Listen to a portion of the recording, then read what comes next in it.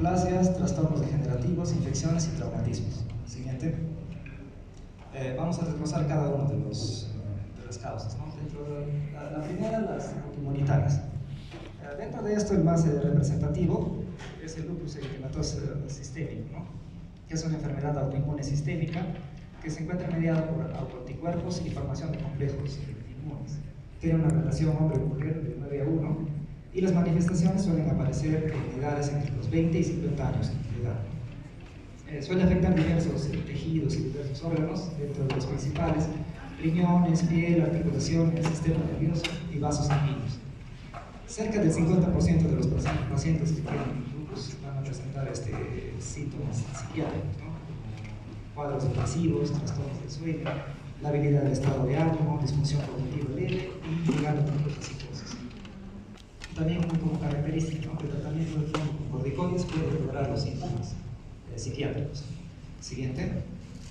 Las otras causas son las carencias nutricionales. Dentro de estas, por ejemplo, las deficiencias de vitaminas, la niacina, la vitamina B3, el cual el estado carencial va a producir el cuadro de la pelaria, que es famosa como mnemotécnica. Siempre recordamos las 3 Ds, ¿no? Dermatitis, diarrea y demencia. Dentro de las manifestaciones físicas van a presentar los pacientes estomatitis angular, glositis, exantemas lineares expuestas al sol, neuropatía periférica, diarrea, emaciación crónica, hiperreflexia, clonus, respuesta parental extensora. Y dentro de las manifestaciones neuropsiquiátricas tenemos el insomnio, irritabilidad, ansiedad, estado de ánimo deprimido, y si llega a cronificar puede presentar el envejecimiento mental, confusión, psicosis y cuadros de demencia, ¿no? Esto se ve característicamente en pacientes alcohólicos, en refugiados y en vegetarianos, ¿no?, que tienen estas deficiencias nutricionales. La otra vitamina que se asocia a síntomas psiquiátricos, a la deficiencia, es la cobalamina, ¿no?, vitamina B2, la cual el estado carencial va a producir cuadros de anemia megaloblástica, con manifestaciones físicas de disminución de la sensibilidad posicional, vibratoria, anormalidades de los reflejos, descontrol de esfínteres, anestesias, parestesias periféricas, además de todas las sintomatologías, palidez, cansancio, etc.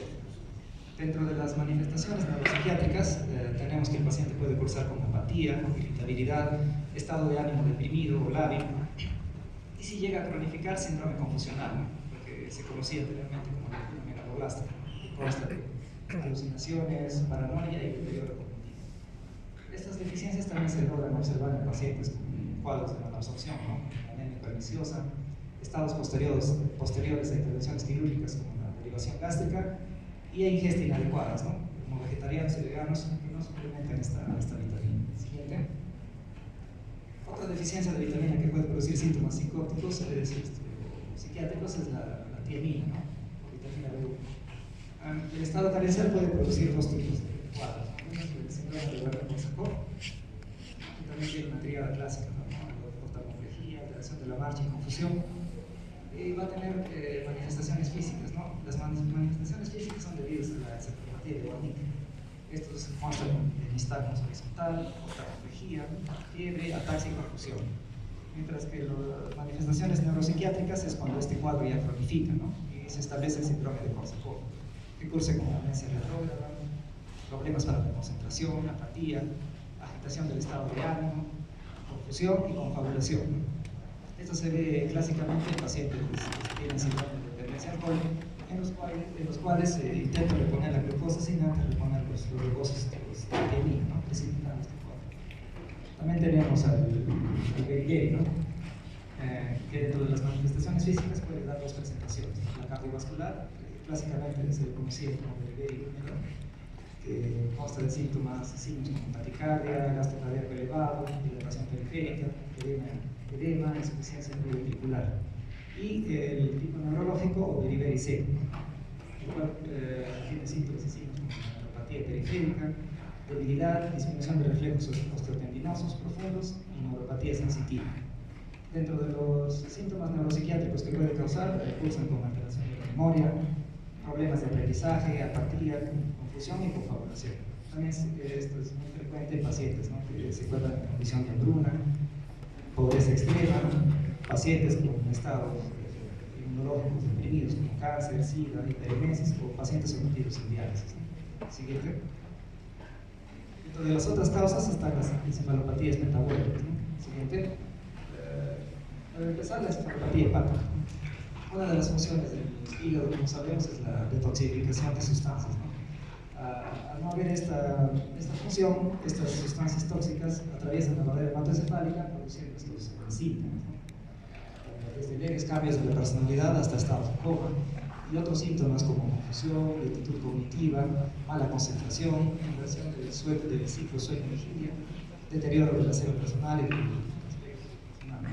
estado de ánimo deprimido, lábil o irritable.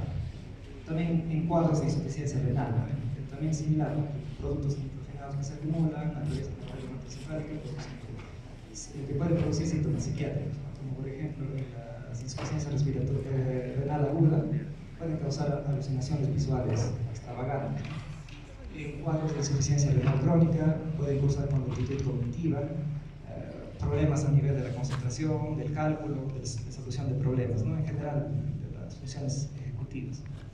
También alteración para deteriorar el estado cognitivo y también letal. Y también en pacientes que son sometidos a diálisis, ¿no? Pueden causar con lentitud cognitiva, problemas de memoria y concentración, y también cuadros depresivos. Y anteriormente se observaba, ¿no?, que cuando se realizaba la diálisis con sustancias o soluciones que contenían aluminio también podría llegar a demencia. Siguiente. También otro cuadro que puede causar estos síntomas son la encefalopatía hipoglicémica, ¿no? Ya que el cerebro depende prácticamente de reservas energéticas de glucosa, es muy sensible a las variaciones, ¿no? Entonces, niveles menores, sobre todo de 50, puede producir desorientación, confusión, comportamiento extravagante y alucinaciones en los pacientes, ¿no? Y estos síntomas suelen aparecer antes incluso que los síntomas cardinales, ¿no?, de la hipoglicemia, como son la taquicardia, la diuresis, el apetito aumentado y las náuseas. Y sin tratamiento esto podría producir cuadros de disminución de la conciencia más severos, como estupor, amnesia permanente y coma. Otro cuadro que también puede producir es la cetocidosis diabética, ¿no? Básicamente que se define niveles de glucosa mayor a 250, el pH menor a 7.3 y presencia de cetonas en orina. Esto suelen aparecer incluso los síntomas psiquiátricos antes de los síntomas cardinales, ¿no?, que básicamente se conocen como los 3 P's, ¿no?, la polidipsia, la poliuria y la poliuria. Son manifestaciones como el letargo, cansancio, cefaleas, náuseas y vómitos. Y en ancianos, que son más sensibles a estos cambios, podría ocasionar un síndrome confusional agudo. También tenemos otro cuadro, que es la porfiria aguda intermitente, ¿no?, en la cual hay una ausencia parcial de una enzima, ¿no?, la HMB sintasa, que participa en el metabolismo del hemo, ¿no? Esto ocasionando que se acumulen estos precursores de amínicos tóxicos, ¿no?, ocasionando los síntomas, como son los síntomas clásicos de la porfiria, como dolor abdominal agudo, polineuropatía motora y psicosis. Pero también pueden tener una presentación de síntomas psiquiátricos puros, ¿no?, como ansiedad, insomnio, depresión, labilidad emocional y psicosis. También hay sustancias, como por ejemplo medicamentos como el programato, sulfonamidas, derivados ergóticos, algunos antiepilépticos, como el ácido valproico, la carbamazepina, analgésicos, opiáceos y el paracetamol. También otras sustancias como el alcohol, que pueden desencadenar episodios muy similares a la porfiria aguda, ¿no?, ya que también promueven síntesis de estas sustancias, ¿no?, la porfirina. Siguiente. Dentro de los trastornos endocrinos tenemos la disfunción tiroidea, ¿no?, que es más frecuente en mujeres, ¿no?, tiene una relación de 4 a 1. El primero es el hipotiroidismo, el cual va a cursar con sintomatología inespecífica de depresión, ¿no?, estado de ánimo deprimido, agudo, anedonia, crecimiento cognitivo, etc. Acompañado siempre de los síntomas cardinales, ¿no?, del hipotiroidismo, que son la intolerancia al frío, el cabello fino, seco, quebradizo, la piel seca, estreñimiento, rigidez, voz ronca, inflamación facial, síndrome del túnel carpiano, pérdida de la cuerda del ceja, hipoacusia, retraso de la fase de relajación de los reflejos terminosos profundos. Y anteriormente, cuando el cuadro cronifica, se daba este caso, ¿no?, de la ixedematosa, que también está caracterizada por la presencia de alucinaciones y de paranoia, que son manifestaciones de que el cuadro sea cronificado. El manejo del fondo es la restitución de la hormona tiroidea. y tratamiento antidepresivo, ¿no? Que es lo recomendable, ya que se observa que un 10% de los pacientes, a pesar de recibir el tratamiento de fondo, tienen persistencia de los síntomas depresivos. El otro cuadro es el hipertiroidismo, ¿no? Que va a ocasionar síntomas de ansiedad generalizada, trastornos de angustia, y que suelen también estar antes de la sintomatología de la enfermedad de Graves. Entonces, síntomas diversos como ansiedad, labilidad, inquietud, nerviosismo, alteración de la memoria, alteración de la atención, de la planificación y la productividad. Y síntomas físicos como palpitaciones, sudoración, taquicardia, irritabilidad, temblor, insomnio, debilidad, cansancio, el apetito aumentado y pérdida de peso, ¿no? Intolerancia al calor, etc. Más las características fáciles, ¿no? Que clásicamente se pueden presentar. Y también se ha descrito, ¿no? Por ejemplo, en tormenta tiroidea, cuadros denominados psicosis tirotóxica, ¿no? En los cuales el paciente puede cursar con síntomas psicóticos como alucinaciones, ideas delirantes e incluso estados de ánimo como la manía y depresión, ¿no? Siguiente. También se manifiestan estos cuadros en disfunción paratiroidea, ¿no? Por ejemplo, el hiperparatiroidismo primario, que suele estar asociado a hipercalcemia y se da más frecuentemente en mujeres entre 50 y 70 años, ¿no? Puede cursar asintomático muchos de los primeros años, luego manifestar síntomas inespecíficos, ¿no? Como es cansancio, dolor abdominal, enlentecimiento mental, problemas de atención o memoria, estados de ánimo deprimido, ansiedad, cambios de personalidad, apatía y letargia. Y en estadios avanzados ya se pueden agregar hipertensión, fracturas, úlceras pépticas, pancreatitis, litiasis renal, síndrome confusional, coma y muerte, ¿no? Y en casos en los que la depresión es muy aguda, también tetania, ¿no? El tratamiento de fondo es la paratiroidectomía, que suele mejorar la calidad de vida, ¿no? Y también suele atenuar los síntomas psiquiátricos. Otro cuadro es la disfunción hipofisiaria, ¿no? Ya que la hipófisis tiene una función reguladora de múltiples sistemas, entonces de ejes, ciclos, va a provocar la alteración en esto que tenga la manifestación de casi toda la gama de síntomas psiquiátricos, ¿no? Por ejemplo, en la insuficiencia hipofisiaria, en el síndrome de Sheehan, que es una necrosis ¿no? de la glándula de la hipófisis postparto, ¿no? Que puede cursar con síntomas psiquiátricos como lentitud mental, estado de ánimo deprimido largo. También cuadros de hiperfunción hipofisiaria, ¿no? Por ejemplo, debido a un adenoma o un tumor funcionante de la hipófisis, que puede producir estados de ánimo deprimido, irritabilidad, ansiedad, alteraciones en la concentración y la memoria, psicosis, cuadros de delirio, cambios de personalidad y trastornos del sueño.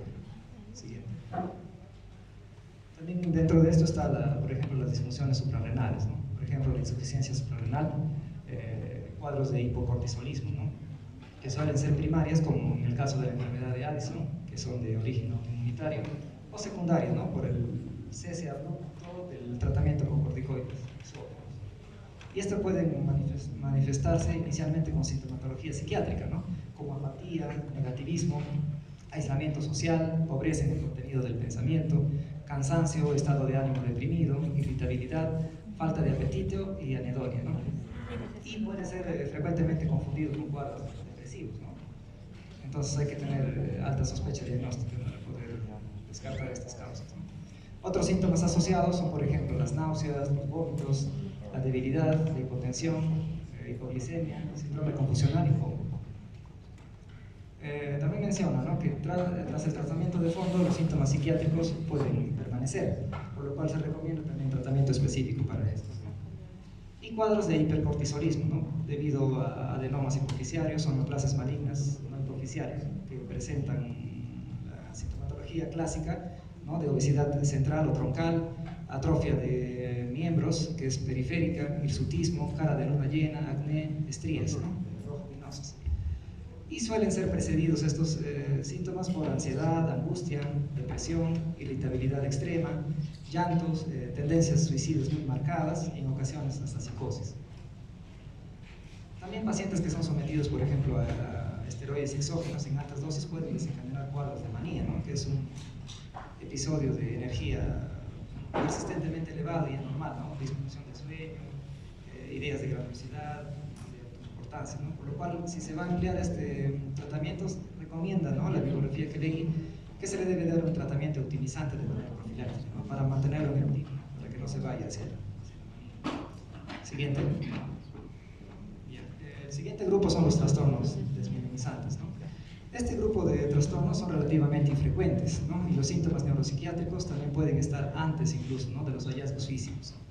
Y sus síntomas iniciales son muy inespecíficos. Dentro de estos, los cambios leves de personalidad, por ejemplo, puede manifestarse como impulsividad, intolerancia en ciertas situaciones, estado de ánimo, también alteraciones del comportamiento y la cognición. Dentro de este grupo tenemos a la esclerosis múltiple, ¿no?, que es una enfermedad de etiología incierta, ¿no?, que genera inflamación, es episódica, multifocal y tiene una prevalencia de entre 50 a 60 por 100.000 habitantes, ¿no? Una relación mujer-hombre de 3.6 a 2 y con inicio de síntomas entre los 20 y 40 años, ¿no? Suele afectar clásicamente a estructuras como la médula espinal, el tronco encefálico, el cerebelo, a ambos hemisferios cerebrales y a los nervios ópticos. Se observan que los pacientes con esclerosis múltiple presentan sintomatología psiquiátrica hasta en un 95%, ¿no?, siendo el más frecuente y de manera inicial la irritabilidad. Y no siempre se correlaciona con los marcadores de gravedad, ¿no? Por ejemplo, resonancia magnética, no va en concordancia con los síntomas físicos, ¿no?, y tampoco con la duración del cuadro. Y suelen persistir incluso después de haberse resuelto los síntomas físicos. También se observa que un 75% va a cursar con ánimo deprimido, ¿no?, asociado a alto riesgo de suicidio, agitación, ansiedad, apatía, desinhibición, alucinaciones y delirio. Un 25% suele asociarse a discreta, elevación del estado de ánimo, ¿no?, y en un 10% ya a episodios de euforia persistente, ¿no?, debido a la afectación cerebral difusa. Cuadros muy similares a la hipomanía o a la manía. Y un 50% va a presentar un deterioro cognitivo leve, ¿no?, y de un 20 a 30% de pacientes con esclerosis múltiple a deficiencias cognitivas ya más graves. Entonces, los síntomas psiquiátricos también pueden aparecer secundario al tratamiento de la esclerosis múltiple, ¿no?, que es a base de corticoides y interferón. Siguiente. Otro cuadro dentro de este grupo de trastornos es la esclerosis lateral amiotrófica, que es una enfermedad degenerativa progresiva, con un pronóstico muy malo, ¿no?, de vida de 3 a 5 años desde que inician los síntomas. Esta se asocia a afecto cerebrovulvar, ¿no?, que es una reacción explosiva, ¿no?, de risa y llanto que no concuerda con el estado de ánimo del paciente.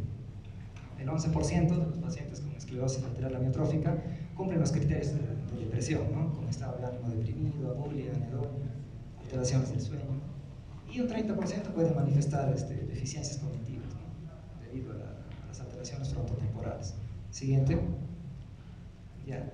Dentro del cuadro también están las epilepsias, ¿no?, que con sus síntomas característicos, como son la actividad motora tónico-clónica generalizada, pérdida de conciencia, acompañado de síntomas psiquiátricos, ¿no?, como es miedo, depresión, síntomas psicóticos, y muchas veces como característica, como el caso clínico que presentó el servicio de psiquiatría, suelen ser indistinguibles, ¿no?, de los trastornos mentales primarios, por lo cual también hay que tener alta sospecha diagnóstica. Sobre todo las crisis parciales complejas, ¿no?, que son episodios de epilepsia en regiones focales cerebrales. Estos cuadros son muy infradiagnosticados, ¿no?, y a veces provienen de estructuras encefálicas límbicas muy profundas, ¿no?, en los lóbulos temporales, donde se ha visto que los impulsos anómalos a veces no son detectados, ¿no?, por los electrodos del electroencefalograma hasta en un 40% de pacientes. Cerca del 50% de los pacientes con crisis parciales complejas van a presentar cuadros de depresión, ¿no?, sobre todo estas crisis parciales que son en foco izquierdo, y se ve que tienen un riesgo de hasta 3 a 5 veces mayor riesgo de suicidio en comparación con la población en general.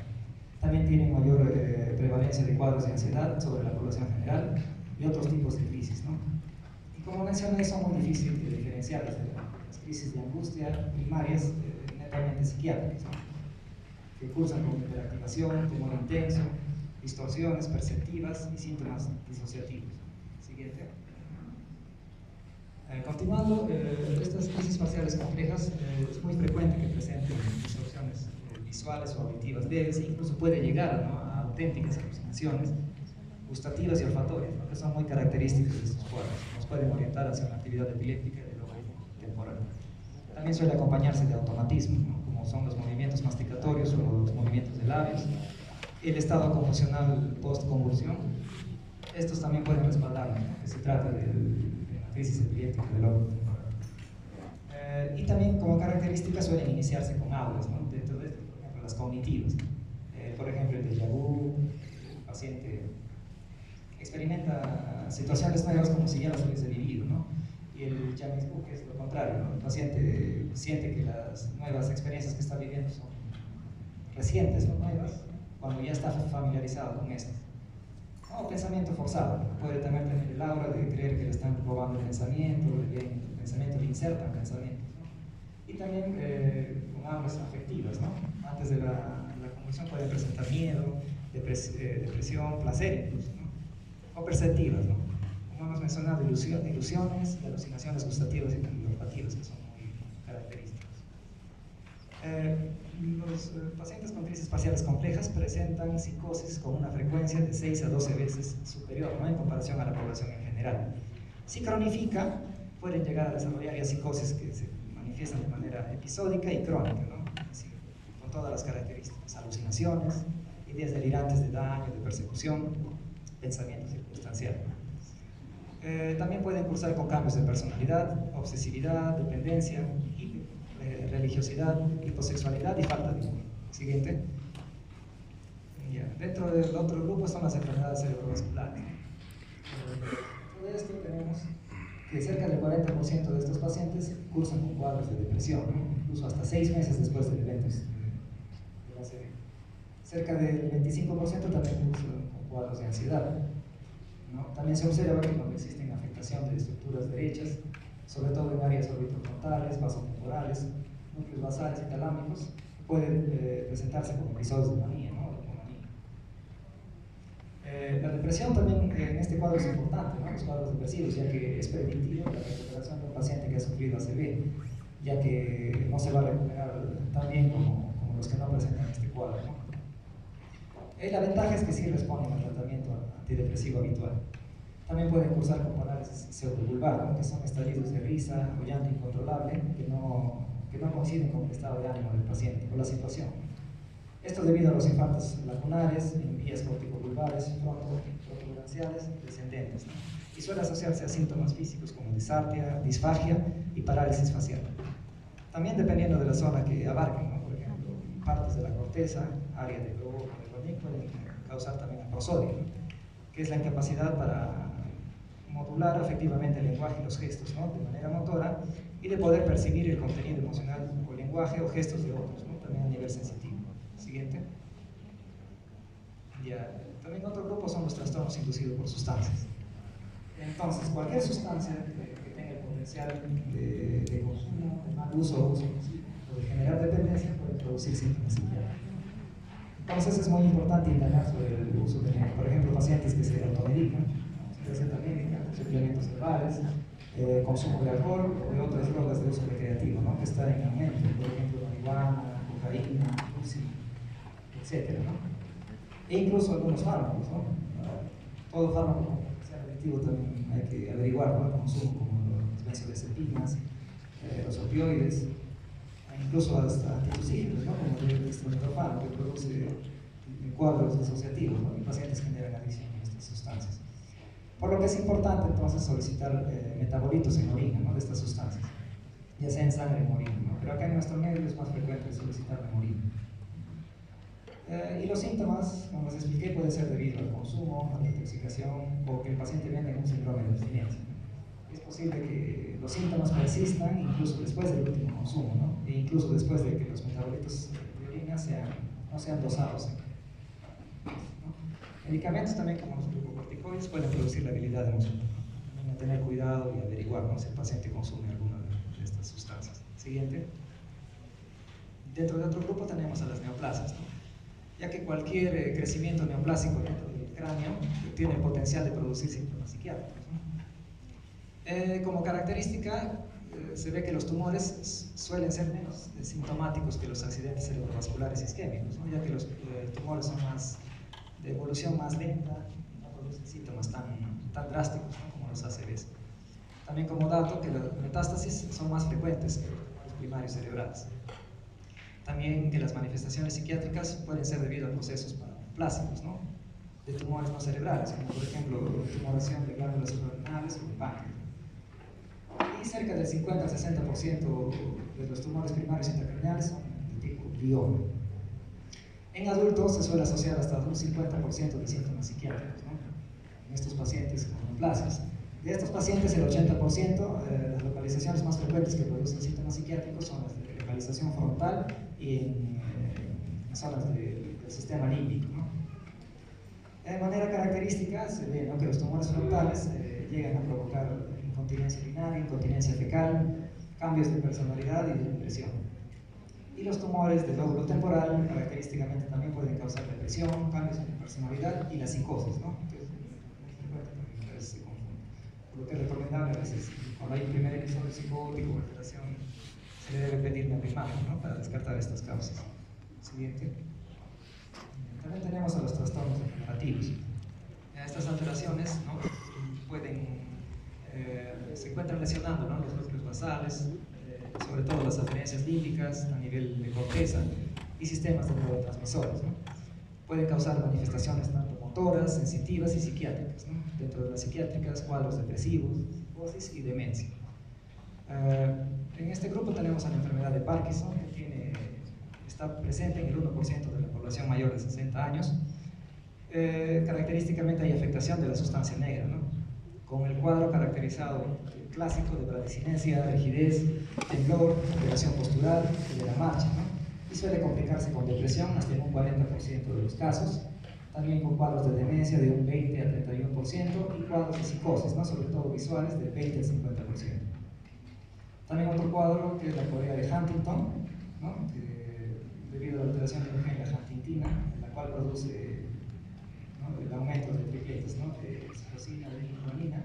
Cuando se considera que hay más de estos 36 implicaciones de estos tripletes, se considera, ¿no?, que van a empezar las manifestaciones clínicas, en la cual hay destrucción del núcleo estriado, ¿no?, hay depresión del sistema GABA, atrofia del núcleo caudado y del putamen, atrofia leve de lóbulos frontales, tiene una prevalencia de 10 sobre 100.000 habitantes y se suele manifestar entre 40 y 50 años de vida, ¿no?, con síntomas psiquiátricos muy prominentes a lo largo de toda la evolución, que incluso pueden estar antes de la aparición de los síntomas motores. Entonces va a cursar con síntomas iniciales, la corea de Huntington, como es la alteración de la atención, escaso juicio, disfunción ejecutiva.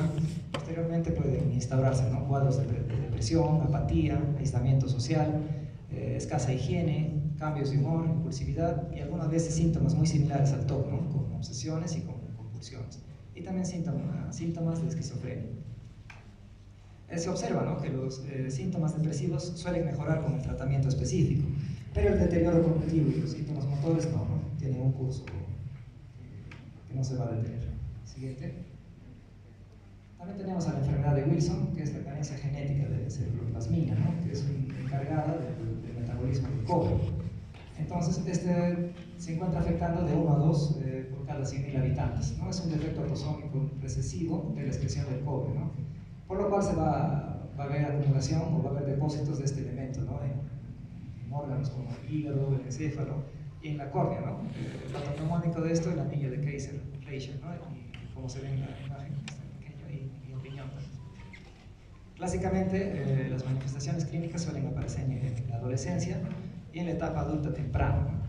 El 50% puede usar sobre todo con manifestaciones hepáticas y otro 50% también con síntomas neuropsiquiátricos, ¿no? Dentro de esto, sobre todo cuando hay afectación de núcleos reticulares, protuberancia, mesencéfalo, tálamo, cerebelo y corteza. Dentro de los síntomas neurológicos clásicos de la enfermedad de Wilson pueden haber temblor, corea, espasticidad, rigidez, disfagia, disartria. No suele ser característico que se afecte la cognición. Y suelen coexistir con síntomas psiquiátricos, pero también hay presentaciones netamente psiquiátricas del 25%, ¿no?, como comportamiento extravagante, síntomas esquizofreniformes, episodios de manía, depresión, que a menudo mejoran con la eliminación de los depósitos de cobre, ¿no? Pero puede aún haber síntomas residuales que pueden requerir tratamiento específico. Siguiente. Dentro del otro grupo son las infecciones, ¿no? Por ejemplo, el virus de herpes simple, que es el principal causa de encefalopatía, ¿no?, focal, ocasionando crisis epilépticas parciales simples o complejas, ¿no?, sobre todo de lóbulos temporales. Cuando afectan estas zonas pueden cursar con síntomas, ¿no?, como alucinaciones olfatorias o gustativas, anosmia, cambios de personalidad y también comportamiento extravagante, y síntomas psicóticos, ¿no? Llegan incluso a ser persistentes. Otro virus que puede ocasionar síntomas psiquiátricos también es el VIH, ¿no?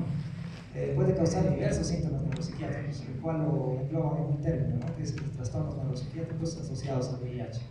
Pueden causar desde deficiencias cognitivas, también motoras, problemas en la atención, en la concentración, altera, ¿no?, las habilidades visoespaciales, el motor fino, coordinación y también de velocidad. También puede generar demencias de tipo subcortical, ¿no?, que pueden cursar con problemas de memoria a corto plazo, dificultades en encontrar las palabras y disfunción ejecutiva, ¿no?, la capacidad del paciente en planificar, en organizar y en resolución de problemas. También se ha visto, ¿no?, alteraciones del sueño y ansiedad, pero se le suele atribuir al tratamiento retroviral, ¿no?, el fármaco de Favirenz. También pueden presentar síntomas depresivos y en menos frecuencia también cuadros anímicos, ¿no?, como manía, hipomanía. La psicosis es infrecuente, ¿no?, pero si está presente suele muchas veces asociarse a crisis epilépticas, ¿no?, también comportamientos de desinhibición grave y mutismo, estos en cuadros avanzados. Ahora, ¿por qué mecanismos puede producir este VIH? Por infección directa del sistema nervioso central, por alteraciones metabólicas, endocrinas que pueden causar, neoplasias malignas, sarcoma de Kaposi, infecciones oportunistas, ya que deprimen el estado inmunológico, y efectos secundarios de medicamentos, ¿no? Entonces, ¿qué nos podría orientar que sea esta la causa? Si el paciente previamente, a pesar del diagnóstico, estaba sin síntomas psiquiátricos, ¿no?, y de manera abrupta empieza a presentarlos y tiene un recuento de TCD4 menor a 600, ¿no? Esto nos podría orientar a que la causa sea el virus. Siguiente. También tenemos el virus de la rabia, ¿no? Incluye este segmento ya que hemos tenido un caso acá en el año 2023, ¿no? Entonces hay que tener también alta sospecha diagnóstica, ¿no?, para averiguar. Transmitida por el contacto con la saliva infectada de una mordedura animal, ¿no?, ya sea de animales domésticos, generalmente el perro o de salvajes, ¿no?, los principales reservorios son el murciélago, el zorro. Tienen un periodo de incubación de aproximadamente de 4 a 8 semanas, ¿no?, en promedio, pero se ha registrado periodos de incubación de 10 días, incluso hasta un año. Esto va a depender de determinantes, ¿no?, como la localización de la mordedura, que favorezca el rápido progreso del virus hacia el sistema nervioso central, la magnitud del binóculo y el sistema inmune del huésped. Entonces, otra característica para sospechar es que el paciente presenta parestesias y fasciculaciones en el sitio de la mordedura, ¿no?, y va a cursar con síntomas como agitación física, excitación, que posteriormente dan paso a confusión episódica, psicosis, agresividad, que están separados por intervalos de lucidez. Todo esto anticipa a la encefalitis aguda, también a la disfunción del tronco encefálico y al coma, ¿no? Y la muerte suele producirse entre los 4 y 20 días siguientes de que se han iniciado los síntomas. También cursa con disfunciones autonómicas, de pares craneales, debilidad y parálisis del motor neuronal superior y parálisis del cuerpo bucal.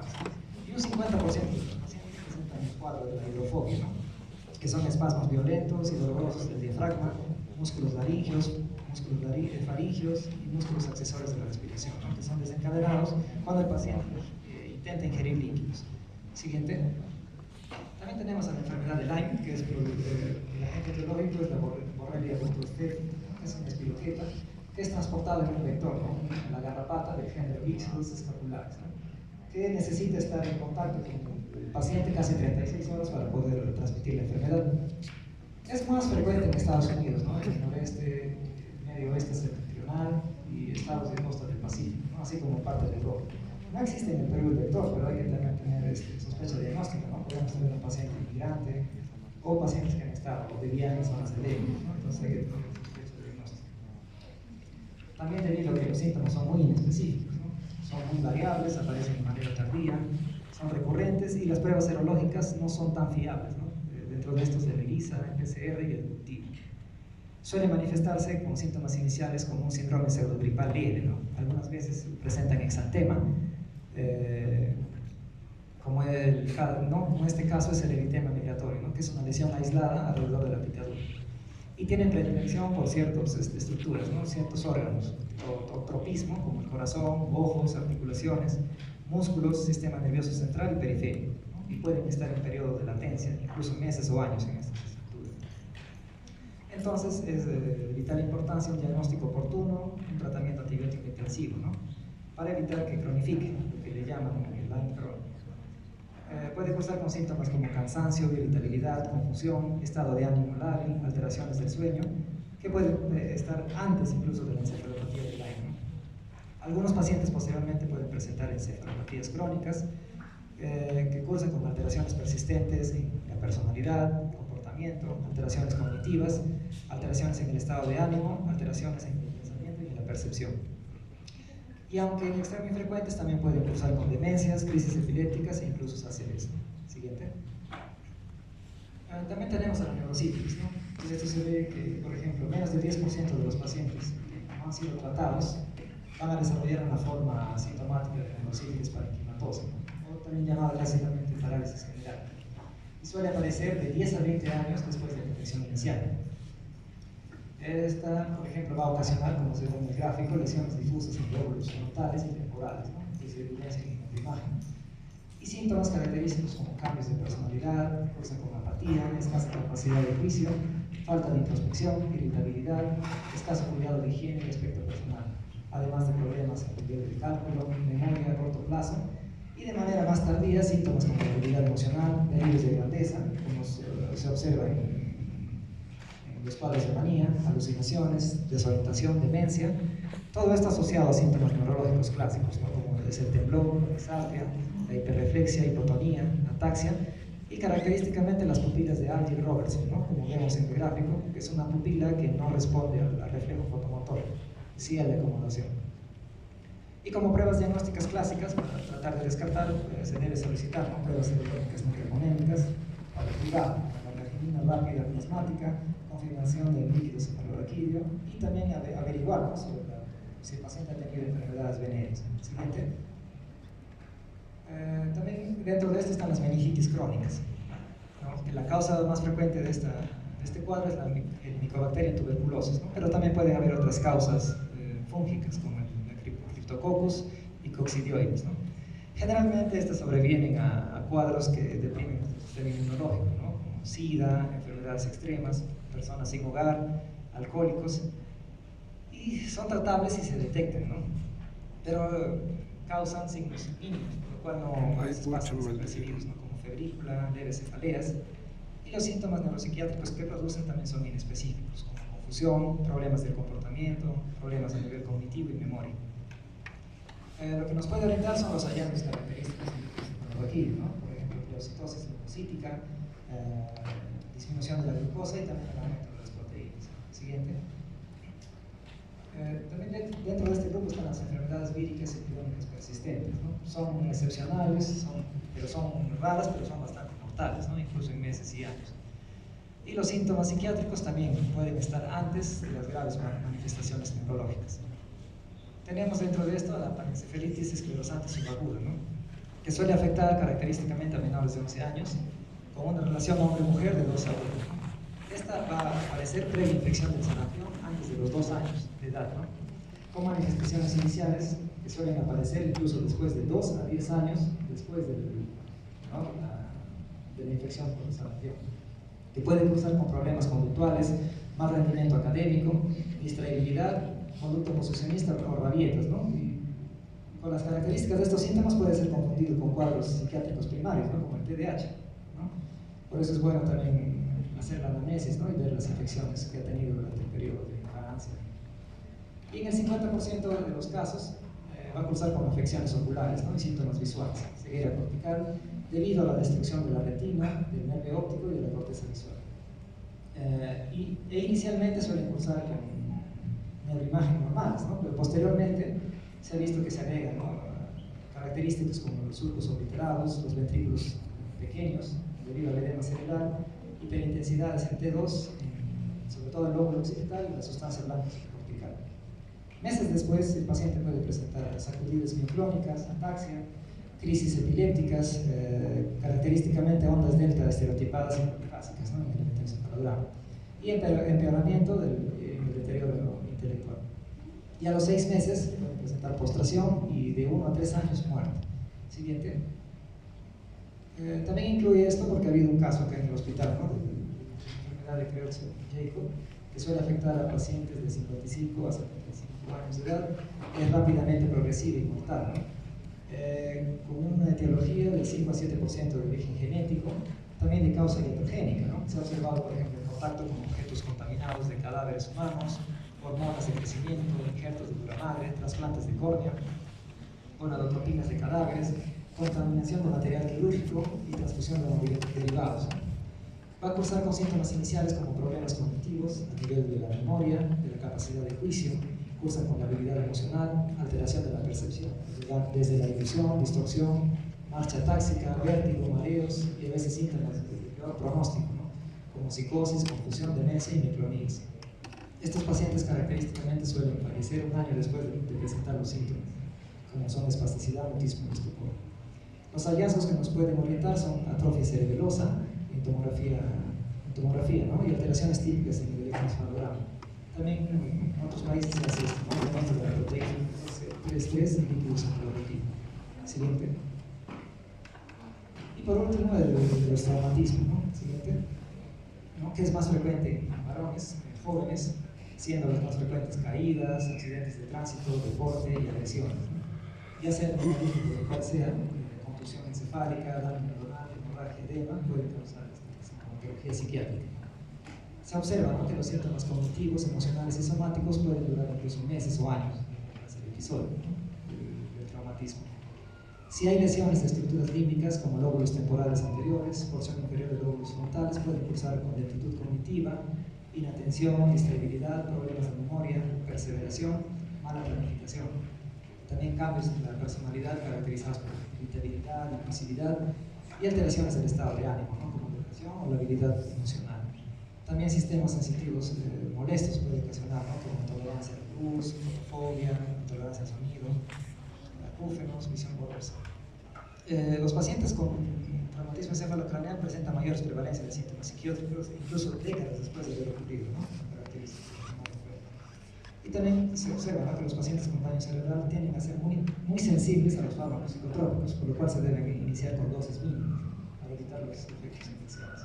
Siguiente. Ya para resumir, tenemos los puntos claves, ¿no? Primero, que se deben incluir en el diagnóstico diferencial de todas las evaluaciones psiquiátricas, ¿no?, como hemos visto, de diversas especialidades incluso, ¿no? Dos, hay que tener un alto grado de sospecha diagnóstica y estar familiarizado con estas enfermedades, ¿no?, para poder ver, ¿no?, si la causa es debido a otra enfermedad médica, nos pueden ayudar al diagnóstico.